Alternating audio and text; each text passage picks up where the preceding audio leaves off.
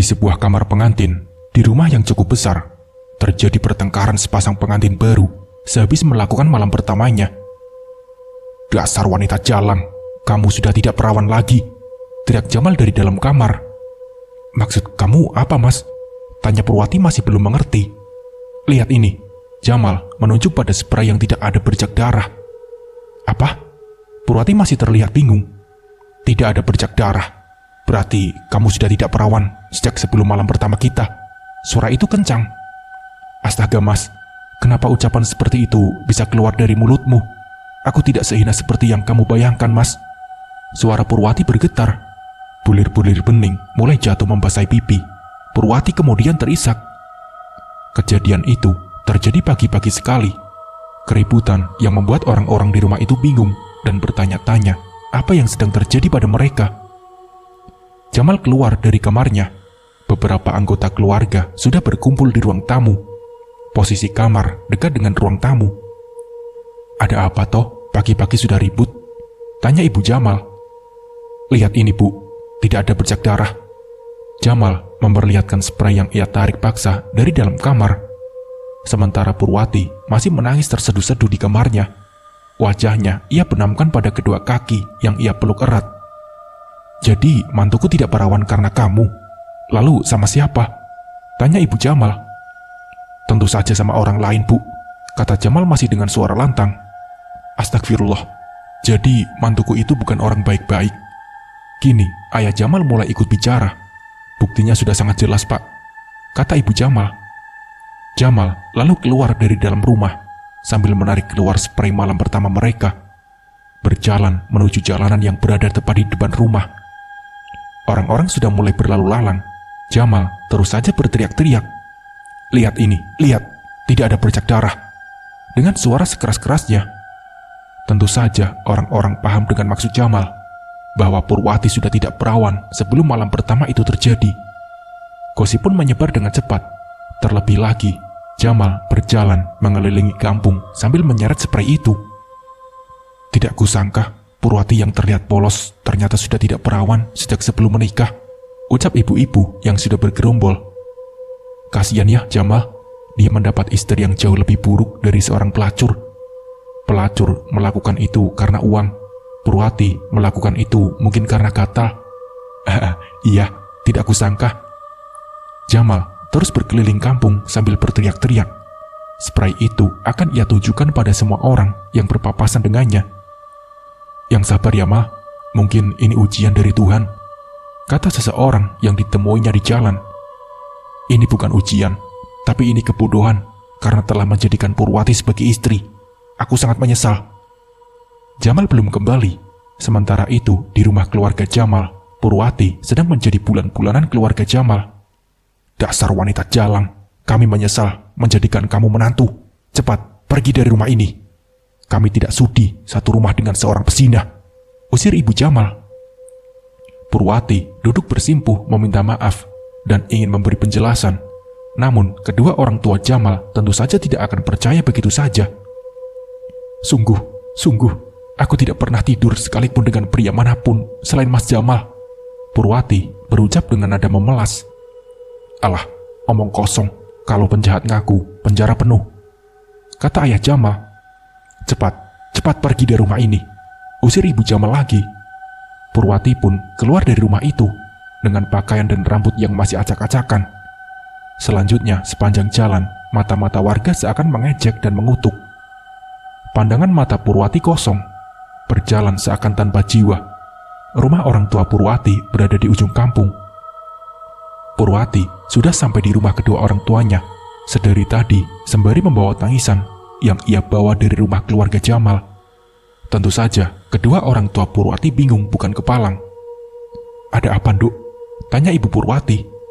Purwati hanya bisa menangis, sebab ia bingung mau cerita dari mana. Setelah dibujuk berulang kali, akhirnya Purwati mau bicara. Sekarang, kedua orang tua Purwati sudah paham dengan apa yang terjadi pada anaknya itu.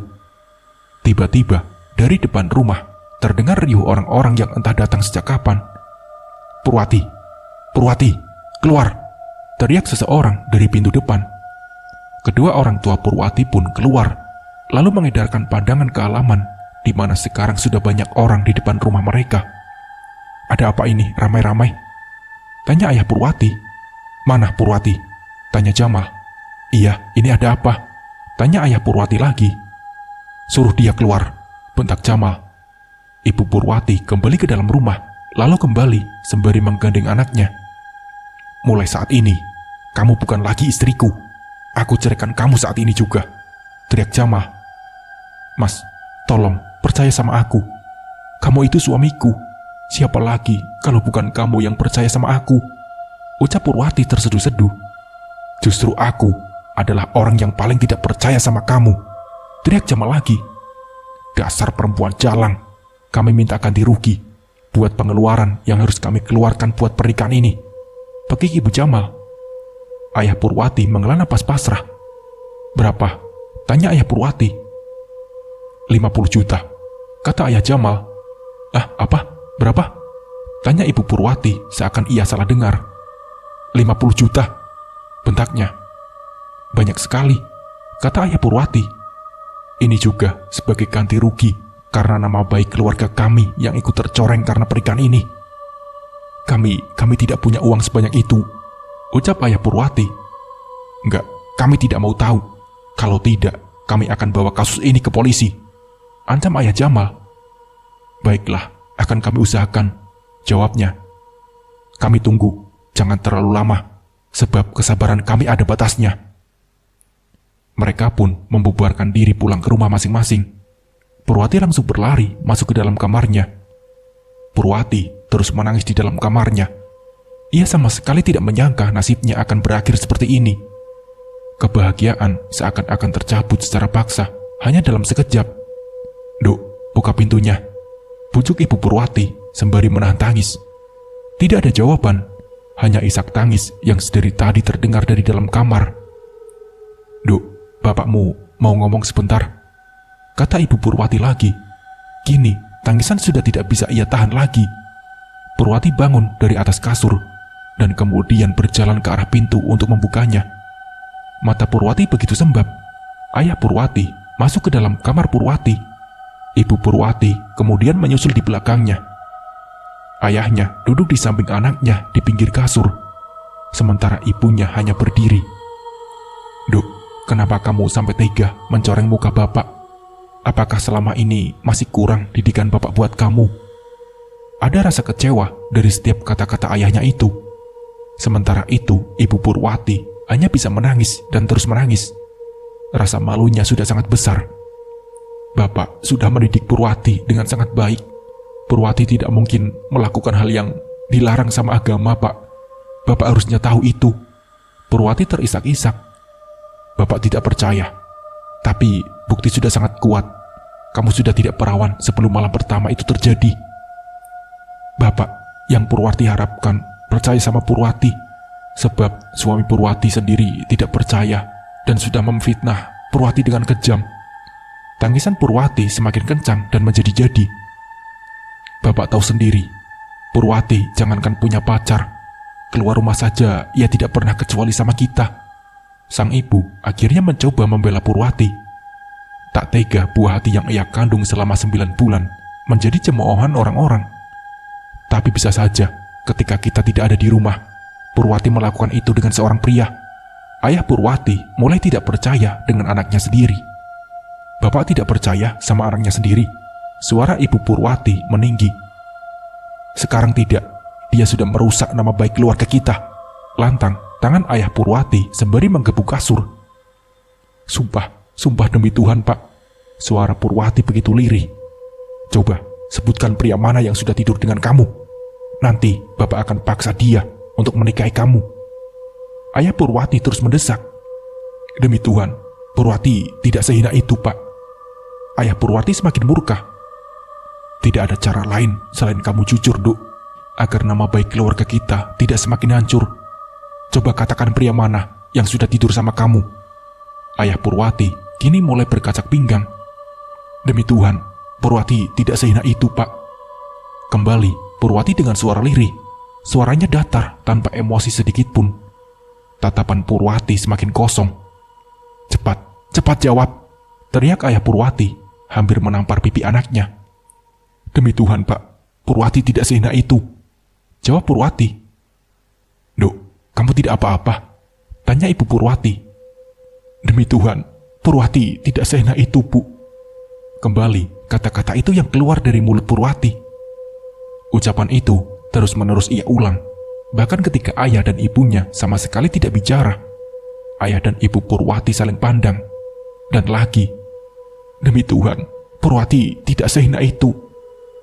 Purwati duduk di kursi belakang rumahnya, diam, hampir tidak bergerak sama sekali.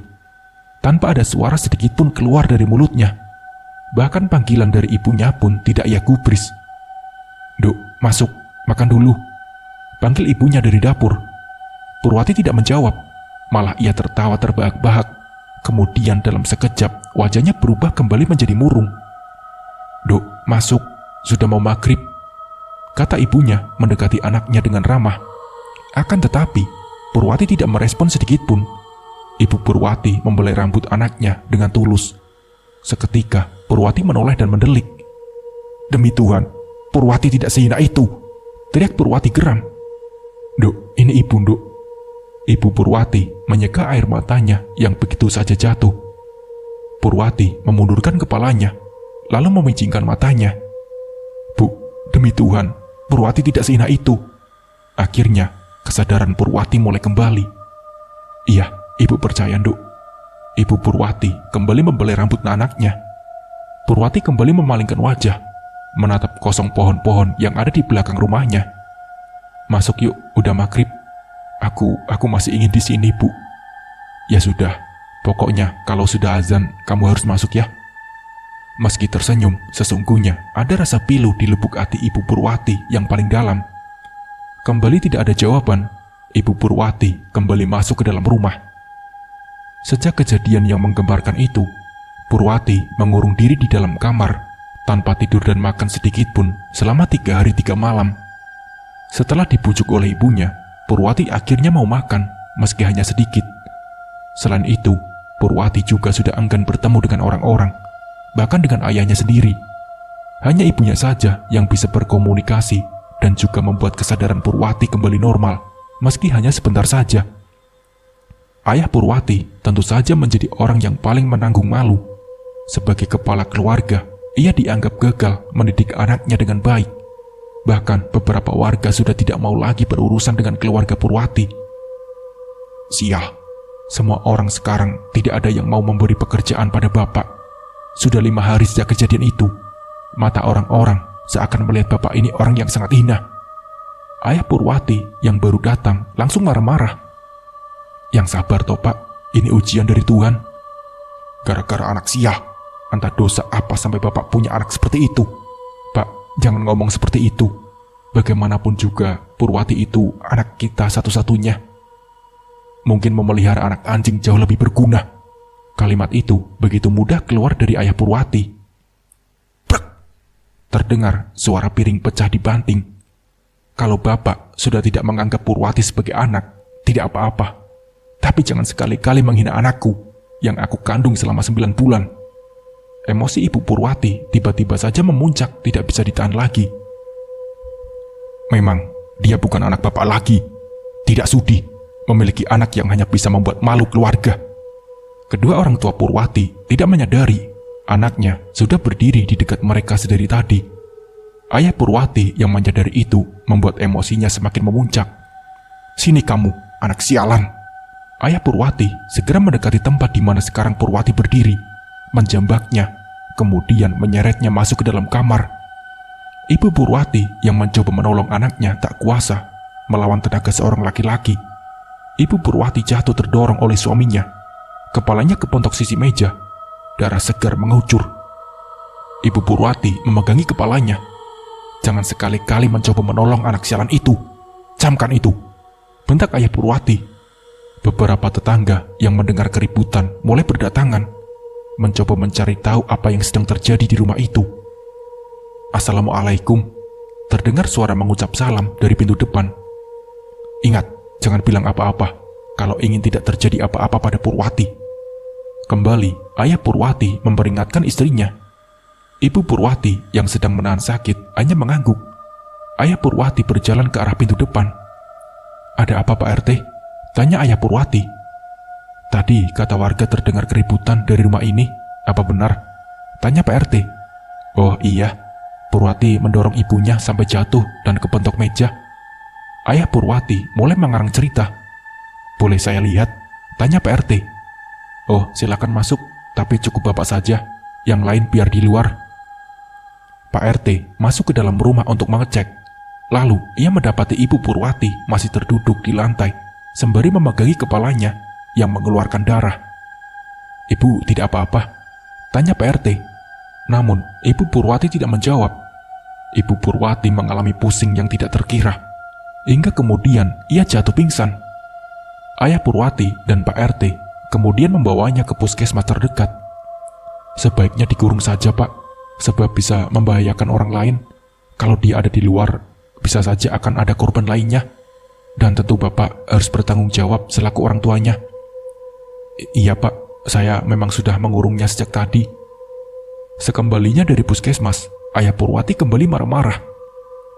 Jangankan untuk membayar ganti rugi yang 50 juta itu, buat makan saja susah.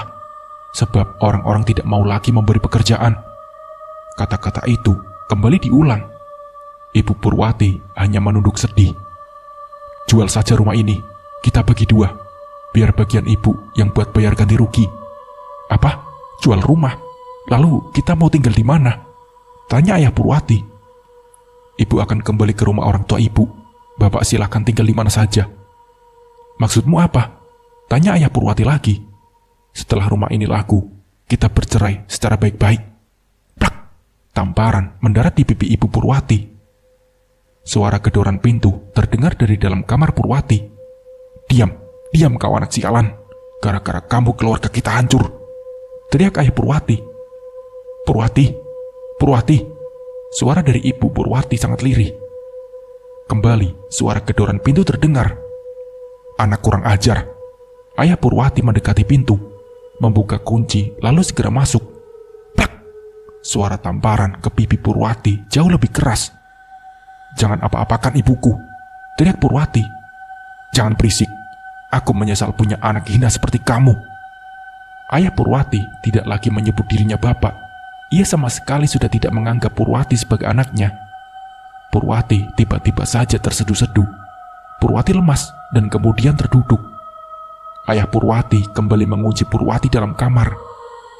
"Baiklah, besok aku akan cari orang yang mau membeli rumah ini. Kita bagi 2. Setelah itu kita bercerai." Ibunya lega, meski hatinya sebenarnya sangat sakit. "Oh iya, jangan lupa bawa anak sialan itu juga. Aku tidak mau dia ikut aku." "Iya, baik," ucap ibunya. Lalu Ayah Purwati pergi meninggalkan rumah untuk mabuk-mabukan dan tidur dengan pelacur. "Pinjam uangnya, nanti lusa pasti aku ganti," kata Ayah Purwati kepada temannya di suatu pos ronda. "Beneran?" tanya temannya. "Iya, bener. Lusa aku akan punya banyak uang dari jual rumah." Mental Purwati semakin tidak baik-baik saja. Setelah dipermalukan oleh keluarga mantan suaminya, kini ayah kandungnya sendiri memperlakukan Purwati seperti sampah. Purwati semakin depresi. Di dalam kamar, Purwati melihat tambang bekas ayunan adiknya yang meninggal sejak masih bayi. Seharusnya Purwati punya adik. Seandainya saja waktu itu ayahnya cepat bertindak, membawa adiknya ke rumah sakit saat demam tinggi. Purwati sangat rindu pada adiknya. Ia sangat ingin bertemu dengan adiknya. Namun, dunia mereka kini telah berbeda. Brek! Terdengar pintu depan dibanting. Ayah Purwati pulang dalam keadaan mabuk. Ibu Purwati yang mendengar suara bantingan itu lalu segera keluar. Seandainya saja membunuh orang itu tidak berdosa dan dipenjara, mungkin sudah aku lakukan sekarang juga. Purwati belum tidur, meski waktu sudah menunjukkan pukul 04.00 pagi. "Maksud Bapak apa? Bapak ingin membunuh Purwati?" tanya Ibu Purwati. "Apa boleh buat, jika aku membunuh Purwati, aku akan masuk penjara dan tidak perlu lagi membayar ganti rugi pada keluarga Jamal," jawabnya. "Astagfirullah, ibu kan sudah bilang biar ibu saja yang mengganti." "Oh iya, lupa." Ayah Purwati tertawa terbahak-bahak. ayahnya sudah sangat terpengaruh oleh alkohol. Ia bahkan sudah tidak bisa mengontrol dirinya. Ayah Purwati duduk di sofa ruangan tamu, bersandar. Seharusnya dia punya malu. Kalau tidak mau mati karena orang lain, setidaknya dia bisa mati sendiri. Hidup cuma bikin susah orang saja, ucap ayah Purwati. Seharusnya yang malu itu kamu. Apakah ini sikap seorang ayah pada anaknya? Kata ibu Purwati penuh kekesalan. Dia bukan anakku lagi. Dia itu anak anjing. Dek. Purwati yang mendengar perkataan itu merasakan sakit yang begitu sangat di hatinya. Iya, cara mematikan diri sendiri adalah dengan bunuh diri. Purwati berdiri dan mengambil tambang. Di rumah, Jamal sedang ada sahabatnya yang datang berkunjung. Sahabatnya itu bekerja di luar pulau. Kedatangannya itu sebenarnya untuk mengganti hutang waktu, karena tidak bisa datang ketika Jamal melangsungkan pernikahan. Setelah berbincang-bincang cukup lama, sahabatnya itu akhirnya mengetahui apa yang terjadi antara Jamal dan Purwati. Menurutku, kamu sudah keterlaluan, Mal. Seharusnya kamu cukup menceraikannya saja. Tidak perlu mempermalukannya juga, kata sahabat Jamal itu. Perempuan seperti itu wajib dipermalukan. Buat pelajaran perempuan-perempuan lain, Jamal memberi alasan. Aku kenal dengan baik siapa itu Purwati. Aku yakin dia perempuan baik-baik. Ibunya juga keturunan orang baik. Meski ayahnya bukan orang baik. Iya, tentu saja sifat tidak baik itu menurun pada Purwati. Tapi Purwati itu baik seperti ibunya, Mal. Kamu cuma temannya, aku mantan suaminya. Jadi aku lebih tahu, jawab Jamal. Keduanya kini saling diam, kembali fokus pada permainan yang sedang mereka mainkan. Setelah diam beberapa detik, sahabat Jamal kembali membuka obrolan. Mal, sebaiknya kamu minta maaf sama Purwati. Berpisah itu boleh saja, asal dengan cara baik-baik. Jangan dengan cara seperti ini. Yang dia lakukan pada keluargaku itu tidak baik. Nama baik keluargaku jadi hancur. Tak terasa, nada bicara Jamal meninggi. Bagaimana dengan nama baik keluarganya? Tanya sahabat Jamal, lalu melanjutkan. Apa kamu tidak memikirkan itu? Itu karena ulah dia sendiri yang menyepelekan keperawanan. Kalau memang benar dia masih perawan gimana? Tanya sahabat Jamal lagi. Buktinya tidak ada bercak darah. Tidak ada bercak darah yang keluar, bukan berarti dia tidak perawan. Masa kamu gak tahu sih? Jelas sahabat Jamal. Jamal pun mulai mencari informasi di Google. Bukan karena rasa penasaran, tetapi hanya sekedar menghargai sahabatnya itu. Jamal mulai fokus membaca satu persatu artikel di internet. Untuk sementara, permainan dengan sahabatnya itu berhenti sejenak. Setelah beberapa lama, iya benar, Jamal menggaruk-garuk kepalanya yang tidak gatal. Nah, kan? Jadi, tanya Jamal bingung. Jadi apa? Sahabat Jamal tentu saja tidak mengerti dengan apa yang Jamal maksud. Aku harus bagaimana? Tanya Jamal. Datangi rumahnya dan minta maaf. Aku malu. Malu kenapa? Sahabat Jamal terlihat kesal. Entahlah, tapi jujur, sekarang aku sedikit menyesal. Minta maaflah sekarang, sebelum terlambat. Jamal memalingkan pandangannya ke arah jalan. Ia seperti sedang berpikir. Kamu mau mengantar? Tanya Jamal. Ya elah, Jamal, nggak berani datang sendiri. Tanya sahabat Jamal dengan nada sedikit mengejek. Nanti besok pagi deh, kamu antar aku ya. Jamal terus mendesak. Iya. Terima kasih ya. Cepat jalan, bagi sahabat Jamal. Jalan kemana? Lah, kan kita lagi main catur. Iya, lupa, jawab Jamal. Kedua sahabat itu pun kembali melanjutkan permainan caturnya. Malam ini, mereka berdua begadang sembari mengingat masa-masa yang dulu ketika mereka masih remaja. Jam berapa? Tanya sahabat Jamal. Jam 3. Pantesan sepi banget. Udara malam mulai berembus semakin dingin, seakan menembus sampai ke tulang-tulang mereka. Kamu merinding gak? Tanya Jamal. Iya, sedikit. Lolongan anjing terdengar saling bersahutan pada suatu jarak. Suara-suara gagak terdengar sayup-sayup di ujung sana. Semua terjadi seperti sebuah pertanda. Ada apa ya? Gumam Jamal. Sementara itu, Purwati sudah mengambil tambang, kemudian mengikatnya pada kayu di langit-langit kamarnya. Ia kini sudah berdiri di atas kursi meja riasnya. Tali kemudian ia ikatkan pada lehernya. Purwati terus menangis terseduh-seduh. Tak ingin rasanya meninggalkan ibunya yang sangat ia sayang. Namun dalam pikirannya saat itu, inilah jalan terbaik agar tidak ada lagi orang menderita karenanya. Maafin aku, Bu. Maafin aku, belum bisa membalas semua jasa-jasa ibu. Selamat tinggal, Bu. Kaki Purwati sudah tidak lagi menginjak kursi, melayang, menendang-nendang udara. Lidahnya menjulur, napas terakhirnya pun tertanggal sudah. Pagi-pagi sekali, Jamal dan sahabatnya berniat menuju rumah Purwati. Sebenarnya Jamal masih sedikit gengsi jika kedatangannya itu diketahui oleh orang-orang. Apalagi kalau mereka tahu bahwa kedatangan Jamal untuk meminta maaf. "Assalamualaikum," ucap sahabat Jamal. Jamal terlihat malu-malu. Wajahnya sedikit ia tundukkan, tidak setegak saat ia mempermalukan Purwati. "Waalaikumsalam," jawab Ibu Purwati. Melihat Jamal ada di depannya, Ibu Purwati pun ikut menunduk. "Maaf, Bu, Purwatinya ada?" tanya sahabat Jamal. Ada," Ibu Purwati menjawab sedikit tergagap. "Apa boleh ketemu?" tanya sahabat Jamal. Tapi Ibu Purwati terlihat ragu-ragu memberikan izin. "Siapa itu?" teriak ayah Purwati yang terbangun. Ibu Purwati segera masuk. Di depan ada Jamal. "Ah, Jamal, mati aku. Padahal belum juga seminggu, tapi sudah mau menagih." Ayah Purwati terlihat kesal. "Jadi gimana?" tanya Ibu Purwati. "Dia datang sama siapa?" tanya ayah Purwati lagi. "Nggak tahu, pakai jaket." Apa polisi?" Ayah Purwati terlihat was-was. Sepertinya. Aduh, bahaya." Kedua orang tua Purwati pun kembali menemui kedua tamu itu. "Maaf ya, sepertinya belum siap uangnya." Ayah Purwati terlihat kikuk. "Kita kesini bukan karena uang, Pak," kata Jamal dengan nada sangat ramah. "Terus, aku mau ketemu Purwati," jawabnya. Kedua orang tua Purwati saling pandang, merasa ada sesuatu yang mereka sembunyikan. Kedua orang tua Purwati kemudian menatap sahabat Jamal, karena mereka masih curiga pada orang itu. Jamal yang paham kedua orang tua Purwati curiga pada temannya, lalu memperkenalkan temannya itu.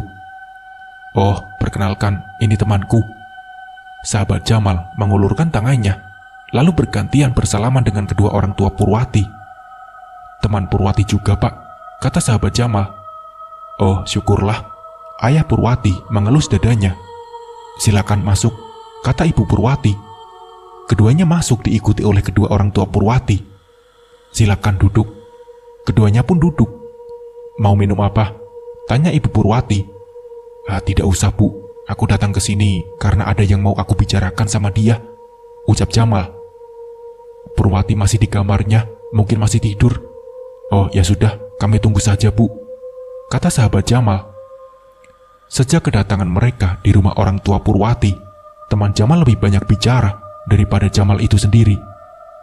"Ibu bangunkan saja ya." "Jangan, Bu. Tapi terserah ibu saja deh," ucap Jamal. "Purwati, bangun, Duk. Ini ada tamu," panggil ibunya.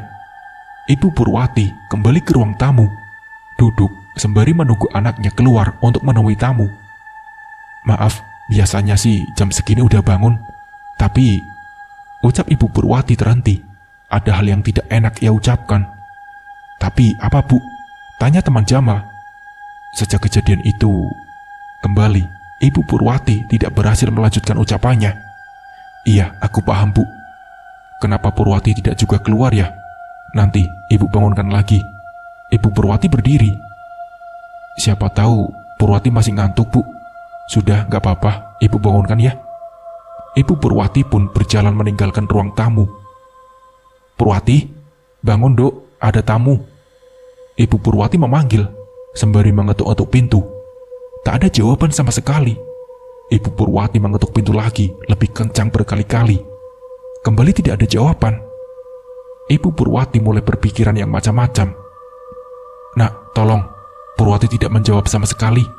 Akhirnya, semua yang ada di situ bergegas menuju kamar Purwati.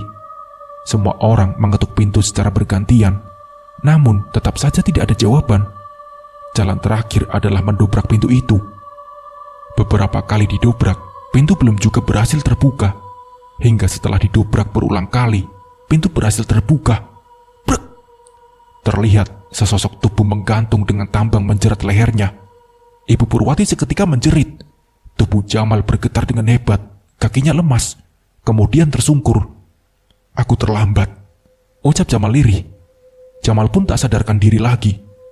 Jamal berusaha disadarkan oleh sahabatnya. Ibu Purwati terus menjerit-jerit, sementara ayah Purwati menatap anaknya yang tergantung dengan tatapan kosong. Warga berangsur-angsur mulai berdatangan.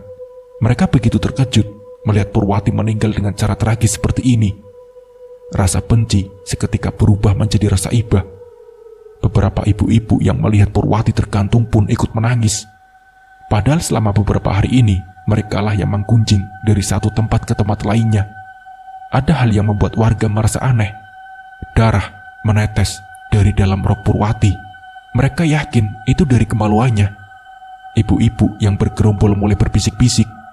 Apa jangan-jangan... Aku yakin ini semua pertanda. Apa mungkin dia lagi datang bulan? Tiba-tiba saja seorang wanita tua berada di belakang mereka. "Cucuku tidak sedang datang bulan. Bukankah ini keinginan kalian?" Purwati mengeluarkan darah dari kemaluannya. Tanya wanita tua itu. Mereka semua bungkam, diam seribu bahasa. Lalu wanita tua itu meninggalkan mereka. "Dia siapa?" tanya seorang ibu-ibu. "Mungkin neneknya Purwati," jawabnya. Di dalam kamar, jasad Purwati mulai diturunkan oleh warga. Lidah yang menjulur dan darah yang terus menetes membuat warga sedikit bergidik. Sahabat Jamal menjelaskan kepada warga tentang keperawanan. Warga yang dulu mencemooh Purwati mulai merasa menyesal. Terlebih lagi, mereka baru tahu jika hilangnya keperawanan bukan melulu tentang keluarnya darah. Membuat warga kini mulai mengerti dan menyadari kesalahannya. "Ya ampun, kita telah menzolimi Purwati dengan sangat kejam," kata ibu-ibu yang sering menggunjing Purwati bersama ibu-ibu lainnya. "Ini semua berawal dari tuduhan Jamal. Iya, kita jadi terpengaruh dan tidak percaya pada Purwati. Bodohnya kita mudah terpengaruh. Padahal Purwati adalah perempuan baik-baik, tapi kita tuduh sebagai pezina. Kalian harus minta maaf," kata sahabat Jamal. "Bagaimana caranya? Dia kan sudah mati," kata salah satu ibu-ibu. "Kalian harus mencari tahu sendiri." Sahabat Jamal kemudian kembali masuk ke dalam rumah orang tua Purwati. Penyesalan terbesar tentu saja ada pada Jamal dan ayah Purwati. Dua orang yang seharusnya mempercayai justru menuduh yang tidak-tidak. Sementara itu di rumah orang tua Purwati, Jamal sudah siuman sedari tadi. Ia duduk di kursi sembari menyandarkan tubuhnya. Tiba-tiba saja Ibu Purwati datang. "Ini semua berawal dari kamu, Jamal." Ibu Purwati memaki-maki, kemudian kembali histeris setelah sebelumnya berhasil ditenangkan. Jamal terdiam, air matanya menetes. Ia menangis tanpa suara. Hatinya lah yang sebenarnya sedang menangis. Kemudian ayah Purwati datang. "Gara-gara kamu, anakku kehilangan nyawa," kata ayah Purwati. "Diam kau, diam. Ingat, kau bukan ayahnya lagi," bentak Ibu Purwati. Ayah Purwati ikut terdiam. Ia baru ingat kemarin sudah tidak menganggap Purwati sebagai anaknya lagi. "Pergi, pergi dari rumah ini, sekarang," usir Ibu Purwati pada Jamal. Akhirnya, sahabat Jamal menarik paksa Jamal untuk pergi, agar tidak terjadi keributan di suasana yang sedang berduka ini. "Kamu juga, pergi," teriak Ibu Purwati sembari menunjuk suaminya. Warga yang melihat Jamal kini mulai merasa muak dan jijik. Akibat dari fitnah Jamal, satu orang yang tidak bersalah harus kehilangan nyawa. Seorang wanita tua yang tidak dikenal oleh warga datang ke tempat di mana jasad Purwati nanti akan dimandikan. "Biar aku saja yang memandikan," kata wanita tua itu. Ibu siapa?" tanya Ibu Purwati. "Aku nenek Munduk." "Apa, nenek?" Ibu Purwati terlihat bingung. Ibunya mengamati dengan begitu seksama. Wanita tua itu tersenyum. Dan seketika, Ibu Purwati langsung memeluk nenek itu. Erat, bahkan sangat erat. Mulut wanita tua itu mendekat ke telinga Ibu Purwati, lalu berbisik. Hanya mereka berdua yang tahu. Seketika, mata Ibu Purwati mendelik. Seakan kemarahan sudah berada di ubun-ubun. Raut wajahnya berubah. "Sabar ya, Nduk." Wanita tua itu melepas pelukan Ibu Purwati. Ibu Purwati mengangguk. "Mari kita mandikan jenazah Purwati, Nduk." Ibu Purwati kembali mengangguk. Hanya mereka berdua yang memandikan jenazah Purwati. Sementara yang lainnya hanya berada di luar kain penutup. Darah masih keluar dari kemaluan Purwati ketika dimandikan. Darah itu sama sekali tidak mau berhenti. Segala upaya telah diusahakan, tetapi sia-sia. "Nek," Ibu Purwati seakan meminta saran. "Percuma, Nduk. Darah ini tidak akan pernah berhenti keluar, kecuali dendamnya sudah terbalas." Iya, Nek." Beberapa warga yang mendengar jika darah dari kemaluan Purwati tidak bisa berhenti, mulai kembali menyebarkan cerita kepada setiap orang, termasuk Pak RT itu sendiri. Astagfirullah, apakah ini pertanda bahwa dia memang masih perawan? Pak RT menghela napas. Sepertinya memang benar, kata warga lainnya. Di tempat lain, beberapa orang juga membicarakan kejadian yang menimpa Purwati. "Dendam?" tanya salah seorang warga. "Iya, dendam. Katanya Purwati akan membalas dendam." Sama siapa? Sama kita?" Seorang bapak-bapak seakan tidak percaya dengan apa yang didengarnya. "Sama siapa lagi? Salah kita apa?" "Kita ikut mencaci dan menyebarkan fitnah itu." Tentu saja, beberapa warga mulai merasa ketakutan. Tidak bisa membayangkan teror yang akan menimpa mereka jika benar Purwati ingin membalas dendam. Kalaupun mau balas dendam, tentu kepada Jamalah dia seharusnya balas dendam. Tiba-tiba, Ibu Purwati membuka kain penghalang tempat memandikan jenazah Purwati. Lihat ini.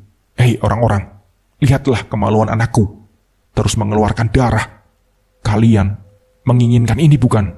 Ibu Purwati terus menjerit-jerit. Wanita tua di sampingnya tersenyum. Tidak ada satupun orang yang menanggapi. Semua orang sibuk dengan rasa malunya masing-masing. Beberapa dari mereka mulai menganggap Ibu Purwati sudah mulai gila.